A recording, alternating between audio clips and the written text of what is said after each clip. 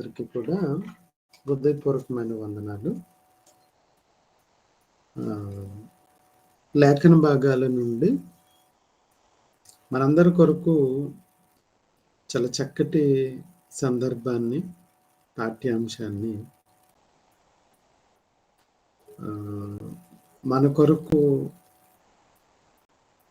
ఎంతో ఉపయుక్తమైన చక్కటి పాఠ్యాంశం. దానిని మన కోసమే మరి డిజైన్ చేశారు. చాలా చక్కటి సందర్భం. యూనివర్సిటీ వారు రూపొందించిన మరి పాఠం ఏదైతే ఉందో అది యూనివర్సిటీ పాఠమే గనుక మనందరికీ తెలియాలి అనే ఉద్దేశంతో చాలా చక్కటి సందర్భం కలిగిన పాఠ్యాంశం. ఆ పాఠం ఏంటి అనే దాన్ని చివరిలో తెలిసిన వాళ్ళకి అర్థం అవుతుంది అనుకుంటున్నాను. తెలియని వారు కాస్త నేర్చుకునే ప్రయత్నం. ఉదాహరణ ఒక చక్కటి సందర్భాన్ని చెప్తాను. యూనివర్సిటీ పాఠాలు కనుక అర్థం చేసుకునే స్థాయి కూడా ప్రియులు ఆ స్థాయి తగిన వాళ్ళే అర్థం చేసుకుంటారు అనుకోకుండా, ఇప్పుడు మనం తెలుసుకుంటున్న పాఠ్యాంశాలు ఆ స్థాయికి తగ్గట్లుగా అందరికీ తెలిసేటట్లుగా మనకు అందించారు మన ప్రియులు. కనుక ఈ విషయంలో ప్రియులైన వారందరూ కూడా చాలా చక్కగా పాఠ్యాంశాలను రీసెర్చ్ చేసి మనకు అందించే విషయంలో మన ప్రియులు ఎంత కష్టపడ్డారో నేర్చుకోవటానికి కూడా మనం ఆసక్తి కలిగిన వాళ్ళమై, ఆ ఆసక్తి ఎలాంటిది అని అంటే, మనకు నేర్పిన పాఠాలు మనం కూడా నేర్చుకుని వాటిల్లో ఉన్న పరమార్థాన్ని గ్రహించగలిగే వారిగా ఉండాలి అన్న ఉద్దేశంతో మనకి అందించారు కనుక ఆ పాఠాలలో ఉన్న సారాంశాన్ని తెలుసుకునే ప్రయత్నాన్ని చేద్దాం. ఈ పాఠం మనందరికీ తెలియాలి అనుకున్నప్పుడు, తెలుసుకోవాలి అనుకున్నప్పుడు ఓ చక్కటి ప్రాముఖ్యమైన సందర్భాన్ని గుర్తు చేయడానికి ఇష్టపడతాను. అదేంటంటే, మన ఇంటి దగ్గర మనం కొన్ని మొక్కలు పెంచుకుంటాం. వాటిల్ని పెరటి మొక్కలు అంటారు. అవి మన పర్యవేక్షణలోనే పెరుగుతాయి. మనమే వాటికి ఉదయం, సాయంకాలం నీళ్లు పోస్తాం, పెంచుతాం. దానికి కావలసిన మంచి ఎరువు, మంచి మట్టి అందిస్తాం, సారవంతమైనది అందిస్తాం. దానికి మరి అడవి చెట్లలాగా పెరిగిపోకూడదు. అడవి చెట్లయితే స్థలం ఎక్కువ ఉంటుంది కనుక అది తన ఇష్టానుసారంగా పెరిగిన పెద్ద ప్రాబ్లం ఉండదు. కానీ ఇక్కడ అలా కాదు. మన పెరట్లో చెట్లు ఆ పెరట్లో మనం వేసిన ఏ భాగంలో వేసామో ఆ భాగానికి సరిపడగానే మనం పెంచుతాం, విస్తారంగా పెంచం. అందుకని దానికి కటింగ్స్ ఉంటాయి. కనుక అలా ఆ మొక్క పెరిగే విధానంలో కూడా చాలా క్రమమైన పద్ధతిలో పెంచే ఆలోచన, పెంచే ప్రణాళిక మన దగ్గర ఉంటుంది. అలా మనం పెరట్లో ఉన్న మొక్కలన్నిటిని కూడా చక్కగా తొట్లో వేసుకునేవైతే కొన్ని తొట్లో వేసుకుంటాం, కొన్ని సైడ్ వాల్స్లో వేసేవైతే వాల్స్లో వేస్తాం. రకరకాలుగా నీళ్ళల్లో వేసుకునేవి ఉంటాయి, తర్వాత చిన్న చిన్న పాట్స్ ఉంటాయి. చిన్న చిన్న తొట్టెలు. వాటిల్లో కూడా వేసి పెంచుతారు. ఇలా రకరకాలుగా పెంచే వాటిలన్నిట్లికి కూడా పర్యవేక్షణ మనదే. ఒకవేళ వాటిలికి ఎలాంటి చీడలొచ్చినా, ఎలాంటి పురుగు పట్టినా కూడా మనం వాటిల్ని సంరక్షించుకుంటూ ఉంటాం.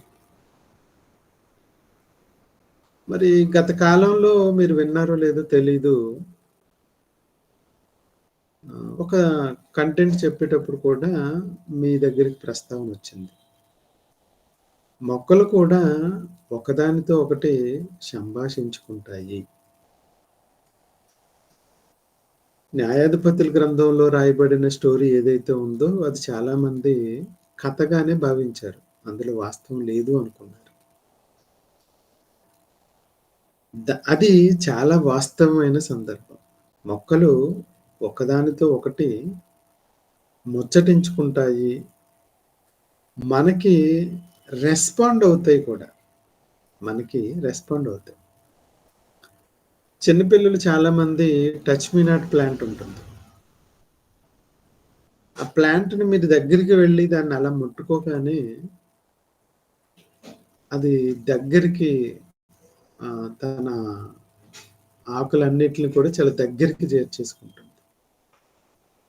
అలా మనం టచ్ చేస్తే చాలు, మనం వచ్చామన్న సంగతిని గుర్తెరిగి అది తన ఆకులన్నిటిని కూడా దగ్గరికి చేర్చేసుకుంటుంది. అలాగే పురుగులను తినే చెట్లు కూడా ఉన్నాయి. పురుగులు చెట్లను తినటం కాదు.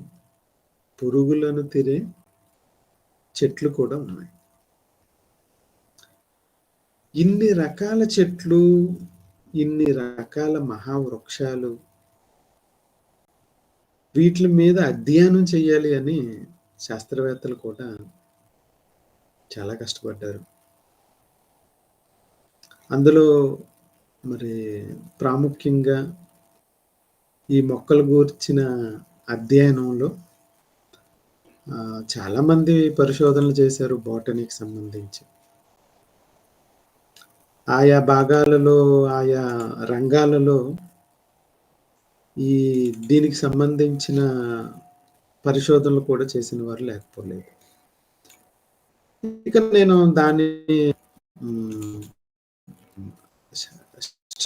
దాంట్లోకి పూర్తిగా వెళ్ళదలుచుకోలేదు. ఇక్కడ విశేషమైన సందర్భాన్ని, ఒక విషయాన్ని గుర్తు చేయడానికి ఇష్టపడుతున్నాను. ఇన్ని మొక్కలు, అడవిలోని మొక్కలు కానివ్వండి, రోడ్ల మీద మొక్కలు కానివ్వండి, మనం పెంచుకునే మొక్కలు కానివ్వండి, నీరు ఒక్కటేసినంత మాత్రాన సరిపోదు. దానికి చక్కటి ఫోటోసింథసిస్,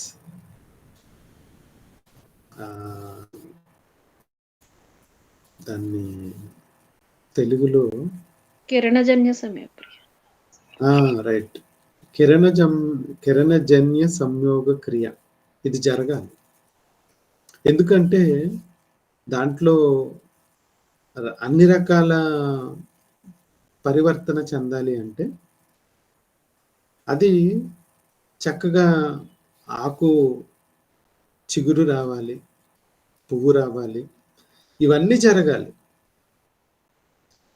ఇక్కడ మనం కేవలం మీ ముందు ప్రజెంట్ చేయటానికి నేను ఒక మొక్కల్ని మీ దగ్గరికి తీసుకొచ్చాను. మొక్కలు ఒక్కటే కాదు, సముద్రంలో ఉన్న జలరాశులు,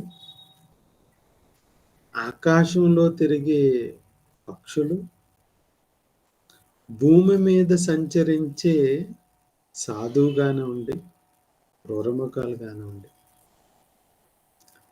ఇవన్నీ మన ఇంట్లో మనం పెంచుకునేటప్పుడు ఎన్ని రకాల జీవులను పెంచుకోగలుగుతాం, పక్షులను పెంచుకోగలుగుతాం, ఒక కుక్కని పెంచుకోగలుగుతాం, ఒక పిల్లిని పెంచుకోగలుగుతాం, ఇలా కొన్ని సాధు జీవులు పెంచుకోగలుగుతాం, కొన్ని మొక్కలు పెంచుకోగలుగుతాం, కొన్ని పక్షులు పెంచుకోగలుగుతాం, కొన్ని చేపలను పెంచుకోగలుగుతాం. ఇవి చాలా తక్కువ. మన ఇల్లు చిన్నది. మన ఇంట్లో వాటిలికున్న స్థానం చాలా తక్కువ. మరి అలాంటప్పుడు మీరొక్కసారి ప్రపంచం మొత్తం మీద ఉన్న జంతువులు, ప్రపంచం మొత్తం మీద ఉన్న జంతువులను ఒక్కసారి దృష్టిలోనికి తీసుకురావటానికి ప్రయత్నం చేయండి. కేవలం ఒక రోజు మనం బయటికి వెళ్ళేటప్పుడు, "ఏవండీ మేము బయటికెళ్తున్నాం కాస్త మా" బ్రదరు వాయిస్ సరిగా చిన్నగా వినిపిస్తుంది. కొంచెం క్లారిటీ రాదు. ఏవండీ మిగిలిన వాళ్ళకి కూడా ఈ ప్రాబ్లమ్ ఉందా? లేదా మిగిలిన వాళ్ళకి కూడా ఇదే ప్రాబ్లమా? బానే ఉంది వాయిస్ చాలా స్లోగా ఉంది మరి. బానే వస్తుంది అంకుల్. మాకు బానే ఉంది. ఆహా! మరి ఏంటో ప్రాబ్లం? అమ్మ మిగిలిన వాళ్ళు? ప్రవీణ్? అన్న మంచిగొస్తుందన్న. క్లారిటీ వినిపిస్తుంది. బాగా వస్తుందన్నయ్య. రైట్. అమ్మా ఉషా గారు, మరి మిగిలిన వాళ్ళందరికీ బావుందట. కేవలం మరి మీకే ప్రాబ్లమ్ అంటే వేరే సెల్‌లో ప్రయత్నించి చూడండమ్మా ఒకసారి. ఒక్కొక్కసారి సెల్ కూడా ప్రాబ్లమ్ ఉండొచ్చు కాబట్టి వేరే సెల్‌ను కూడా చూసే ప్రయత్నం చేయండి. తద్వారా మీ సమస్య సాల్వ్ అయ్యే పరిష్కారం ఉంటుంది. ఓకే. ఓకే అండి. ఇక్కడ చూద్దామండి. ఏంటి అంటే దేవుడు ఇన్ని రకాల జంతువులను చేసి, ఏమంటే జంతువులన్నీ దేనికి? దేనికోసం?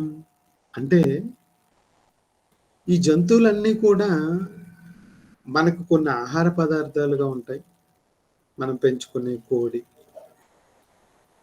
మనం పెంచుకునే మేక, మనం పెంచుకునే గొర్రె,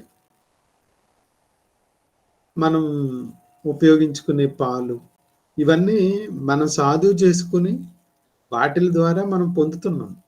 అవి మనకు ఆహారాలు అవుతున్నాయి. అవి మనకు లోబడుతున్నాయి. విషయాన్ని ఆలోచించగలిగితే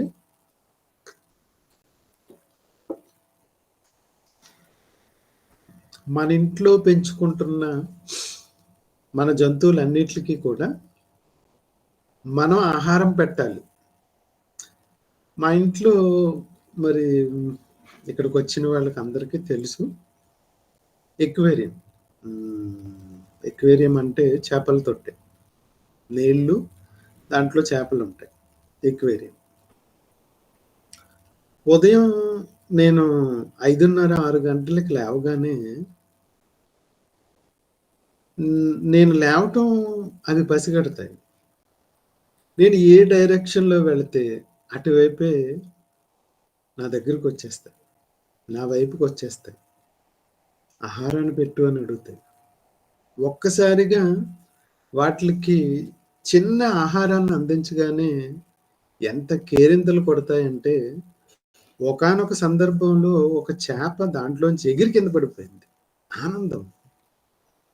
మా యజమాని వచ్చాడు, మాకు ఆహారాన్ని పెట్టాడు, మేము చాలా సంతృప్తిగా ఉన్నామనే ఆ సంతోషాన్ని అవి వ్యక్తపరిచే విధానం చూడగలిగితే చాలా చాలా బాగుంటుంది.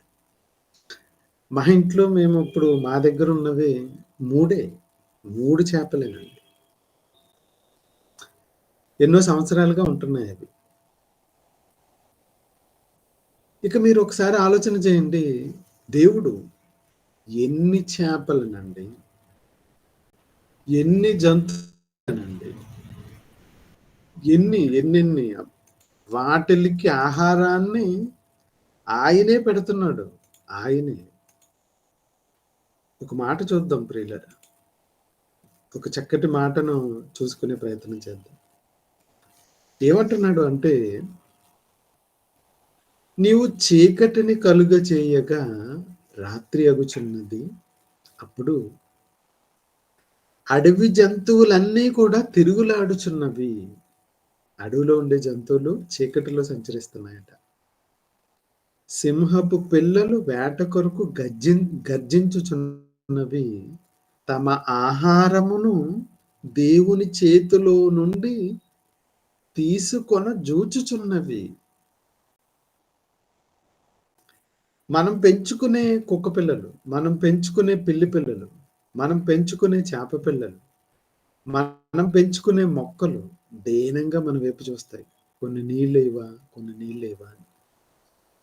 యజమానున్నే చూస్తాయి తప్ప మిగిలిన వాళ్ళని ఎవరిని కూడా చూడవండి. మీరు గమనించండి. మీరు పెంచుకునే చేపలు, మీరు పెంచుకునే మొక్కలు, మీరు పెంచుకునే పిల్లులు, ఇవి యజమానుడు ఎవరైతే పెడతారో వాళ్ళనే చూస్తాయి, అందరినీ చూడవు. అందరికీ కూడా దాని ఆకలి కూడా తెలీదు. నేను అదే చెప్తున్నాను, దానికి తెలీదు. అది ఎవరిని చూడాలని ఫోకస్ చేస్తుంది అంటే, ఎవరిని చూడాలి? మనకు ఒక డైరెక్షన్ ఉంది. ఆ డైరెక్షన్ ఏంటి అంటే, నా యజమాని ఎక్కడుంటే అక్కడే. పిల్లి భోజనం మీరు రోజు పెట్టండి, మీ కూడానే తిరుగుతుంది. కోడి మీరు చిన్న గింజలేయండి, మీ కూడానే తిరుగుతాయి. మీరు లేరనుకోండి, కంగారు పడిపోతుంది అది. అయ్యో నా యజమానుడు లేడు, దానికి నాకు ఆహారం ఎక్కడి నుంచి వస్తుంది, భయభ్రాంతులతో చాలా చింతపడిపోతుంది. నా యజమానులు లేడు, నాకు ఆహారాన్ని ఎవరు పెడతారని చాలా వరి అయిపోతుంది. ఇప్పుడు దేవుడు తమ ఆహారాన్ని దేవుని చేతిలో నుండి, చూడండి, అంటే జంతువులకున్న ఒక ప్రాథమికమైన లక్షణం ఏంటి అంటే, ఒక డైరెక్షన్ లో మనం చూడాలి. ఆ డైరెక్షన్ ఎవరు అని అంటే దేవుని చేయి. దేవుని చేతిలో నుండి ఆహారాన్ని తీసుకొన జూచుచున్నవి. సూర్యుడు ఉదయించగానే అవి మరలిపోయి తమ గుహల్లో, గుడారాల్లో ఉండిపోతున్నాయి. సాయంకాలం వరకు పాటుపడి తమ పనులను జరుపుకొనుటకు మనుషులు బయలుదేరుచున్నారు. సాయంకాలం వరకు మనుషులు, సాయంకాలం నుంచి జంతువులు. ఒక క్రమం, ఒక చక్కటి క్రమాన్ని పెట్టుకున్నాడు దేవుడు. ఆ క్రమంలో చక్కగా జీవులు తమ తమ ప్రాంతాలకు వెళ్ళటం, ఆ ప్రాంతాలలో చక్కటి ఆహారాన్ని సంపాదించుకోవటం, అది జంతువులు అన్నీ కూడా దేవుని చేతిలో నుండి ఆహారం మాకు దొరుకుతుంది అనే దృష్టీకరించి పెడుతున్నాయి. అంటే ఈ సమస్త జీవరాశులు అన్నిటికీ కూడా ప్రతిరోజు ఆహారాన్ని అందించేది ఎవరు అని అంటే దేవుడు.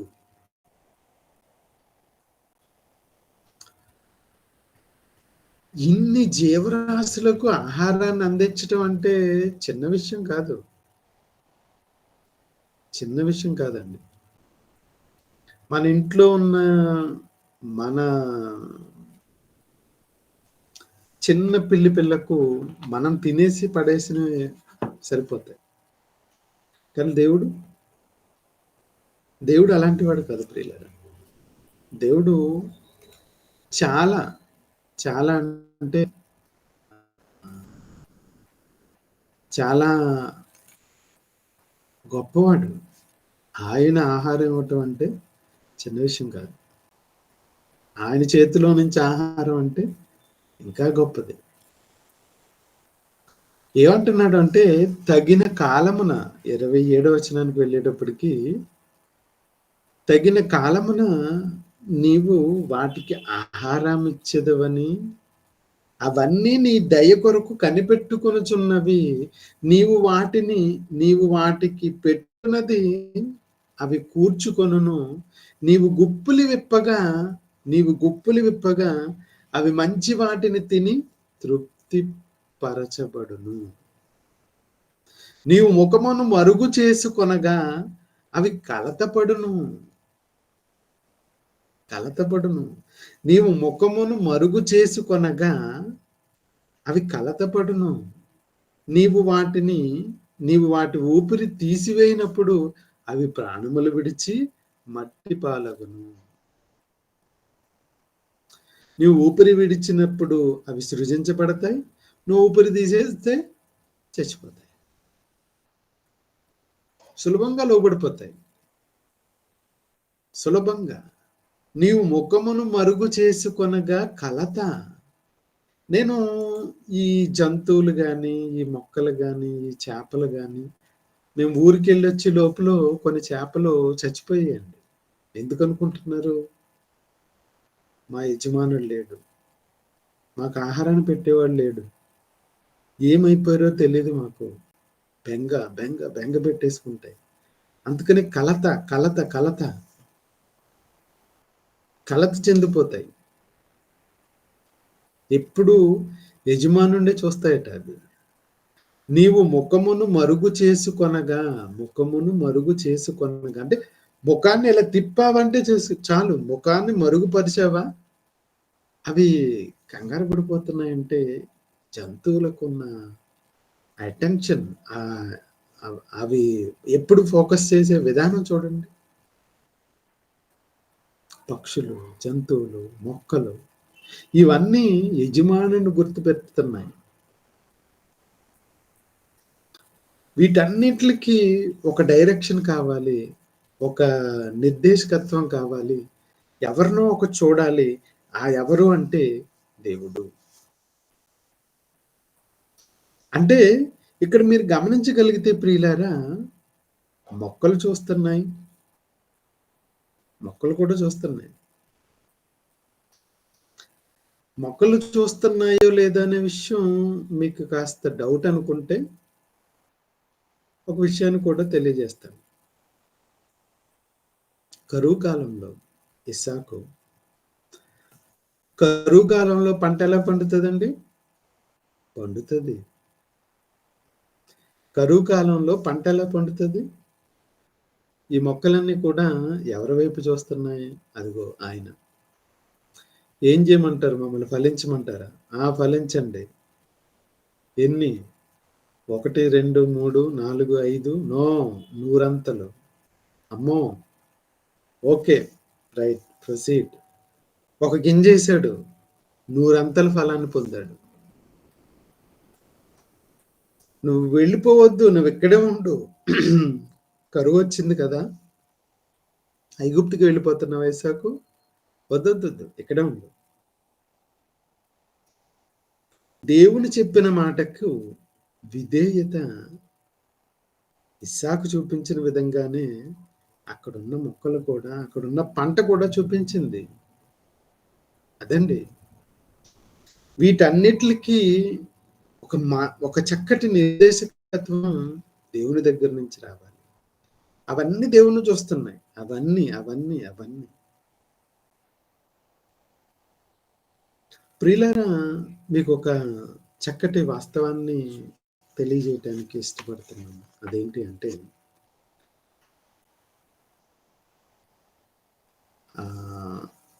ఒక మాటను చూపించడానికి, చాలా మనందరం చూసిన మాటే, చాలా సందర్భాల్లో మనం చదువుకున్న మాటే, కానీ ఇప్పుడు మనం చూడాలి. ఇప్పుడు మనం చూడగలిగితే దానికి తగిన అది పెరుగుతుంది. చూడండి, 145వ కీర్తన, 145వ కీర్తన 15వ మాట.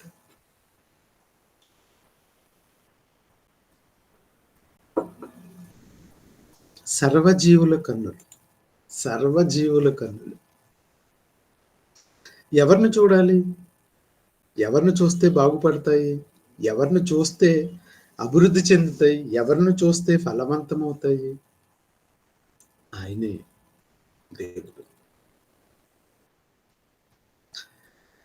ప్రపంచంలో ప్రతి మనిషి దేవుడు లేడు అనుకునే ప్రతి వ్యక్తి కూడా దేవుడు లేడు, దేవుడు లేడు, దేవుడు లేడు, దేవుడు లేడు, దేవుడు లేడు, దేవుడు లేడు అనుకున్న ప్రతి ఒక్కరికి అసలు ఈ ప్రకృతిని చూసే ధోరణి ఒకసారి చూడగలిగితే వాటికి ప్రతిరోజు ప్రతి క్షణము కనిపిస్తున్నాడు. ప్రతి ఆహారం తినే ప్రతి సందర్భంలోనూ కూడా వాళ్ళకి కనిపిస్తున్న దేవుడు మనిషికి ఎందుకండి కనిపించట్లేదు?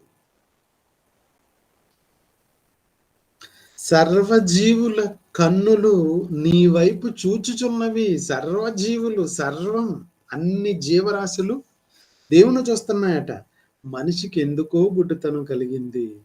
ఆ గుడ్డితనంలో భాగంగా దేవుణ్ణి చూడలేని గుడ్డితనం. కన్నులు లేని జీవులు దేవుణ్ణి చూడగలుగుతున్నాయి. కన్నులు లేని జీవులు, కన్నులు లేవు, మనకున్నట్లుగా కన్నులు లేవు. సర్వజీవుల కన్నులు నీ వైపు చూచుచున్నవి. తగిన కాలమందు నీవు వారికి ఆహారాన్ని ఇచ్చుదువు. నువ్వు గుప్పిలి విప్పగా ప్రతి జీవి కోరిక తృప్తిగా ప్రతి జీవి కూడా తృప్తిగా భోంచేస్తుంది. దేనిని బట్టో తెలుసా?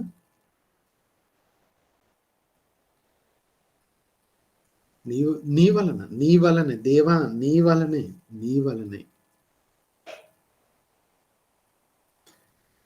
ఏమండి, మరి నోరు లేదు, కన్నులు లేవు, చేతులు లేవు, దేవుణ్ణి చూడగలుగుతున్న ఈ ప్రకృతి ఒక పాఠాన్ని నేర్పిస్తున్నాయి. ఒక పాఠాన్ని. ఏంటి ఆ పాఠం అంటే, మేమైతే మా తండ్రిని, మా సృష్టికర్తను, మాకు జన్మనిచ్చిన ఆయన్ని మేము చూస్తున్నాం. మరి మానవులుగా మనం ఎవరిని చూడాలి? ఎవరి ద్వారా తృప్తి పొందపరచబడాలి అనంటే చూడాలండి. మనకు కనపడే వాళ్ళు కొంతమంది ఉన్నారు. వాళ్ళను మనం చూడాలి. సర్వజీవులే కన్నులు లేకపోయినా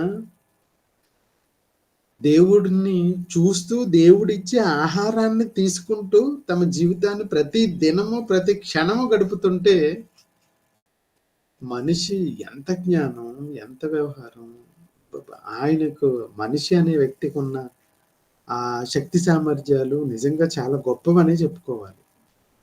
అలాంటి వ్యక్తికి ఇన్ని జీవులకి కనబడుతున్న తండ్రి, ఇన్ని జీవులకి కనబడుతున్న దేవుడు కనపడలేకపోవటం బాధాకరం.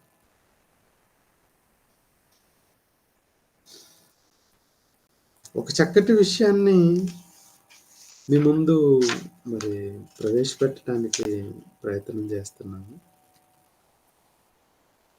అదేంటి అంటే, ఎంతగా ఈ ప్రకృతిలో ఉన్న జీవరాశులు, ప్రకృతిలో ఉన్న ప్రతి జీవి కూడా దేవుణ్ణి చూడగలుగుతున్నాయి అని అంటే, మనం కూడా దేన్నో చూడాలి, మనం కూడా దేన్నో దృష్టీకరించాలి అని దేవుడు మనకి సూచించాడండి. ఈ సూచించిన విధానాన్ని మనిషి చూడలేకపోతున్నాడు. ఈయన మనిషి అనే వ్యక్తికి చాలా అహం ఎక్కువ, అర్థం చేసుకునేది తక్కువ, దాంట్లో ముందుకు కొనసాగేది మరీ తక్కువ.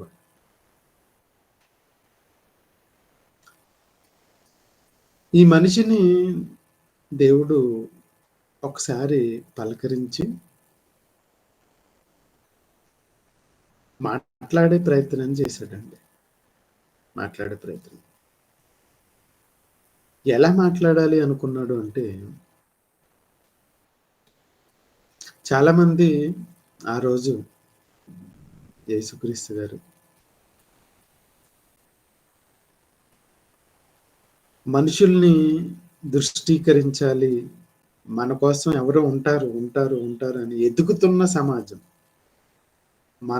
మనం చూడాల్సిన ఒక వ్యక్తి ఉన్నారు, మనం చూడాల్సిన ఒక ప్రాముఖ్యమైన పర్సనాలిటీ ఉన్నారు, ఆయన మనం దృష్టీకరించాలనుకునే కొందరున్నారు.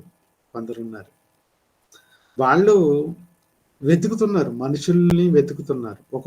ఒక ఉత్తమమైన మనిషిని మనం చూడాలి.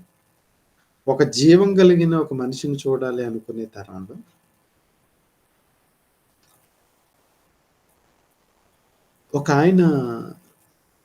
ఒక ఆయన చూశారు ఆనాటి ప్రజలు.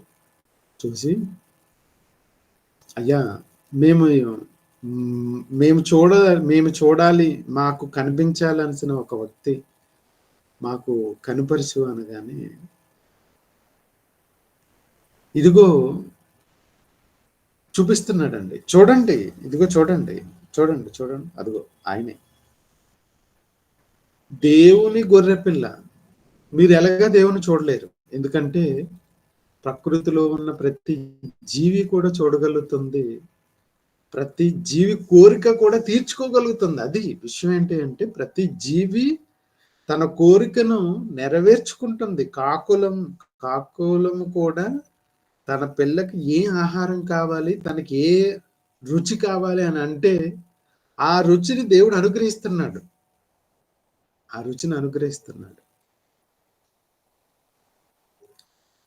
అవి తింటున్నాయి, అవి తృప్తి పొందుతున్నాయి. ఇక్కడ దేవుడు ఆయన కుమారుణ్ణి మనుషులకు చూపించే ప్రయత్నం చేశాడు. నన్ను ఎలాగా మీరు చూడలేరు కనుక నా కుమారుని మీకు చూపించడానికి నేను ప్రయత్నం చేస్తాను. ఎలా పరిచయం చేశాడు అని అంటే, ఇదిగో దేవుని గొర్రె పిల్ల, ఇదిగో దేవుని గొర్రె పిల్ల, దేవుని గొర్రె పిల్ల. ఈ గొర్రె పిల్ల జీవండి. ఇప్పటి వరకు ప్రకృతిలో ఉన్న జీవుల గురించి చెప్పుకొచ్చాడు కదా. ఆ జీవులకున్న అతి ప్రాముఖ్యమైన లక్షణం ఏంటి అంటే, తమ యజమానుని చూడగలుగుతాయి. ఆ కోవకు చెందిన ఒక జీవి, ఒక అతి సులువైన జీవి, అతి సున్నితమైన జీవి, అతి అమాయకమైన జీవి ఏదన్నా ఉంది అంటే అది గొర్రెపిల్ల అండి. అది గొర్రెపిల్ల. ఇంకా జింక పిల్లైనా మిమ్మల్ని వేటాడుతుంటే పరిగెడుతుందేమో కానీ గొర్రెపిల్ల అలాంటిది కాదు. ఎవరైనా కటికవాడు వచ్చి చంపేస్తున్నాడు అంటే అలా ఉండిపోతుందండి.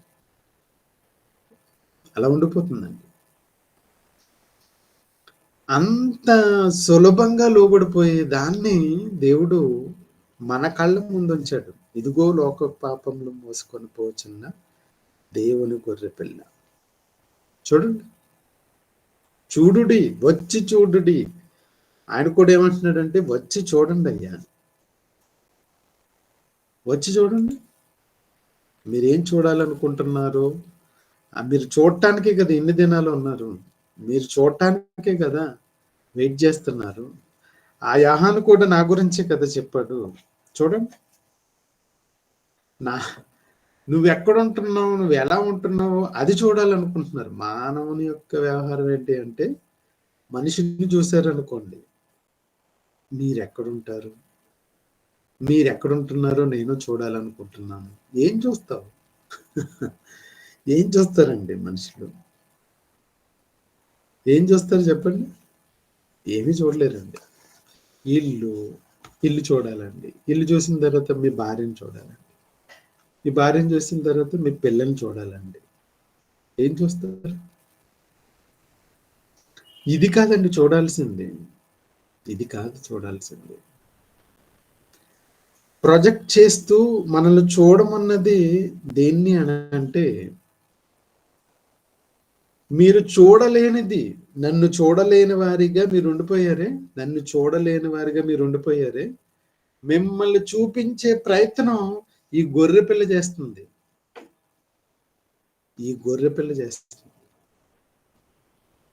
ఆ గొర్రెపిల్లను చూడండి. ఆ గొర్రెపిల్ల ఏమంటుందో తెలుసా? రండి, నేనే మీకు ఆ మార్గాన్ని చూపిస్తాను, ఆ తండ్రి ఉన్న చోటును చూపిస్తాను, ఆ తండ్రి ఉన్న స్థలాన్ని చూపిస్తాను, ఆ తండ్రి ఎక్కడుంటాడో చూపిస్తాను. ఆ తండ్రి ఎక్కడ ఉంటాడో అక్కడికి మిమ్మల్ని తీసుకెళ్తాను. దాన్నే నేనే మార్గము, నేనే సత్యము, నేనే జీవం.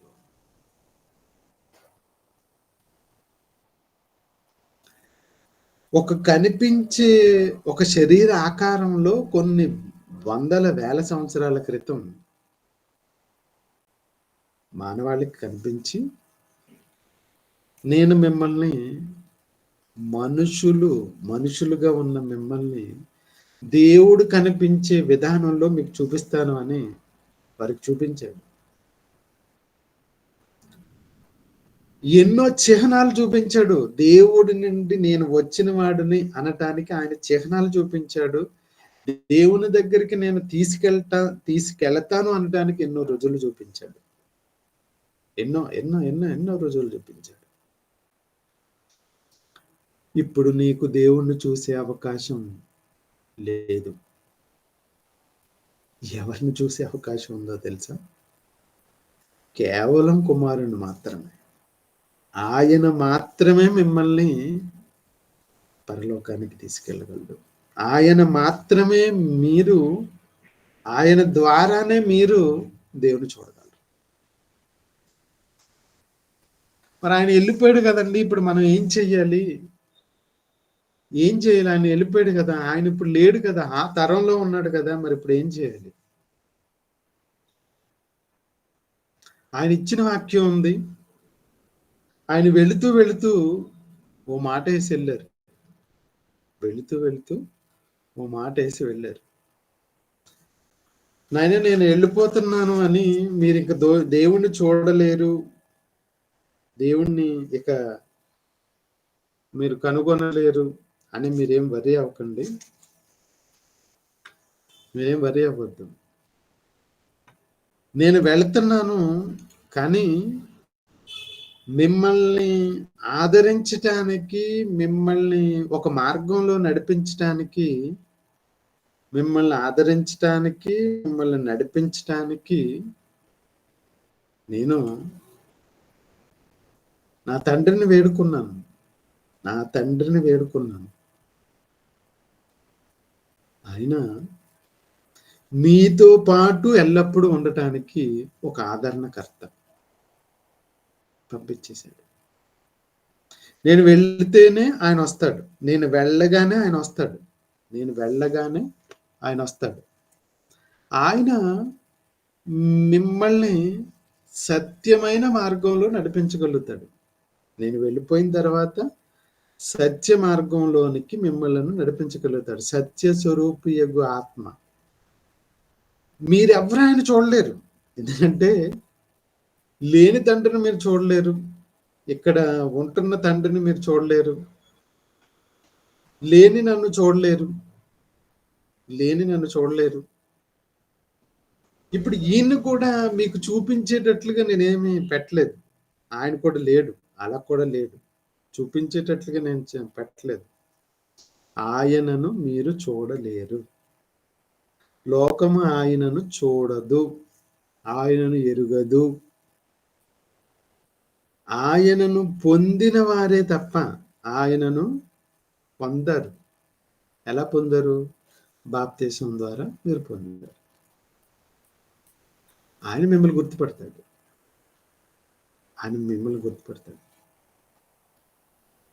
ఆయన మీతోటే ఉంటాడు. ఇప్పుడు మనతో ఉన్నాడు కానీ మనం చూడలేం. మనతో ఉన్న వాటిని మనం ఏం చూడగలుగుతున్నాం చెప్పండి? మనతో ఉన్న గాలి మనకు చాలా పని చేస్తుంది, కానీ మనం చూడలేం. మనలో ఉన్న శక్తి పని చేస్తుంది, కానీ మనం చూడలేం. మనం ఇలా చూడలేనివి ఎన్నో రకాలుగా, ఎన్నో వ్యవహారాలుగా మన మధ్యన ఉన్నాయి. ఇవన్నీ మన నిత్యము మనం చూడలేనివిగా ఉన్నప్పటికీ మన కొరకు ఎలా పనిచేస్తున్నాయో, మనల్ని ఒక చక్కటి ఆదరణ కలిగిస్తూ, ఒక చక్కటి మార్గంలో మనకి ఆ వాక్యం అర్థమయ్యేటట్లుగా మనల్ని ముందుకు నడిపిస్తున్నదే ఒక శక్తి. అదే పరిశుద్ధాత్మ. ఆ పరిశుద్ధాత్మే మనలను ముందుకు నడిపిస్తుంది. ఏమండి, దేవుడు కనిపించడు. 2000 సంవత్సరాల క్రితం క్రీస్తు వారు అన్నారు, ఆయన వచ్చి వెళ్ళిపోయాడు, ఇప్పుడు ఆయన కనిపించడు. ఇప్పుడు మనతో పాటు ఉంటున్నాడు అంటున్నారు, పరిశుద్ధాత్ముడు అంటున్నారు, ఆయన కనిపించడు. ఏమండి, ఇంతమంది కనిపించని వాళ్ళతో మేము ఎలా అనుకుంటున్నారా? సరే, మీ అందరికీ కూడా కనిపించే ఒకళ్ళు ఉన్నారు, వాళ్ళని చూడండి. వాళ్ళని చూడండి. వాళ్ళు మీకు ఎలా ఉంటారు అంటే, ఉప్పు వేసినట్లుగా రుచికరమైన పదార్థాలు మీరు తింటే అబ్బా ఎంత బాగున్నాయండి అనిపించేటట్లుగా ఉన్నారు. వాళ్ళే క్రీస్తుని ఎరిగిన క్రైస్తవులు. క్రీస్తుని ఎరిగిన క్రైస్తవులు, క్రీస్తుని ఎరగని వారు కాదు. మీరెవరో నాకు తెలియదు అన్నాడు చూసారా, వాళ్ళ గురించి నేను చెప్పట్లే. వాళ్ళ గురించి నేను చెప్పట్లేదు. మీరెవరో నేను ఎరుగను అన్నాడు చూసారా, వాళ్ళ గురించి చెప్పట్లేదు. క్రీస్తు ఎరిగిన క్రైస్తవులు ఉన్నారే, వాళ్ళని ఒకసారి దృష్టీకరించండి. ఉప్పు వేసినట్లుగా మీ పదార్థాలన్నీ కూడా రుచికరంగా మారిపోతాయి. మీ పదార్థాలన్నీ ఇప్పటి వరకు చప్పడిగా తిన్నారే, నో, నీకు అక్కర్లే. వాళ్ళు వచ్చారు అంటే, వాళ్ళు ఉన్నారు అంటే రుచి అబ్బా ఎంత అద్భుతం అండి, ఎంత బాగుందండి అనిపించేటట్లుగా ఉంటుంది. సులభంగా లోబడిపోతారు, సులభంగా. ఎందుకంటే ఆ క్రీస్తు సులభంగానే కదా లోబడ్డాడు తండ్రికి. ఎంత చక్కటి సందర్భాలను మనకి అందిస్తున్నప్పుడు, మనం సేకరిస్తున్నప్పుడు చాలా బాగుంటుంది. దేవుని వాక్యం చాలా బాగుంటుంది. ఏమంటే ఎంత బాగుందండి అనుకుంటారు మీరు. రుచికరమైన పదార్థాలు ఉప్పు వేసినట్లుగా రుచిగా ఉంటాయి. అన్నం కాదు సుమా, వాక్యం. తిండి అలవాటు అయిపోయిన తర్వాత ఇంకెప్పుడు కూడా దాని మీద ధ్యాస పెట్టుకోకండి. రుచికరమైన భోజనం, రుచికరమైన మాటలు, దేవుడు మీతో మాటలాడుతున్నట్లుగా ఉండే మాటలు, మన కోసమే వచ్చిన మాటలు, మనల్ని ఉద్దేశిస్తున్నట్లుగానే మాటలు. ఎందుకంటే ఆ దేవుడు, ఆ కుమారుడు, ఆ పరిశుద్ధాత్ముడు ఆయన ఎరిగిన క్రైస్తవులు సమాజానికి దిక్కులుగా పనిచేస్తున్నారు. ఒక్కసారి చూడండి ఎంత చక్కగా ఉంటారు. ఆ చక్కటి మార్గంలో మనం అందరం ముందుకు కొనసాగే ప్రయత్నాన్ని చేస్తూ ముందుకు వెళ్ళాలి అని ప్రేమపూర్వకంగా ఈ మాటలు తెలియజేస్తూ ప్రార్థనతో మరి ఈ నా మాటలు ముగిస్తున్నాను. ప్రార్థన చేసుకొని మరి ఈ మాటలను మనం ముగించుకుందాం. మరి మన మధ్యలో మన ప్రియులు నీలిమ వారున్నారు. వారి ప్రార్థనతో మరి ఈ సెషన్ని మనం క్లోజ్ చేసుకుందాం. ప్రార్థన చేసుకుందామండి. మహాపరిశుద్ధుడు, మహోన్నతుడు అయిన మా కన్న తండ్రి, మీ పరిశుద్ధ నామానికి వందనాలు, కృతజ్ఞతాస్తుతులు చెల్లిస్తున్నాను నాయనా.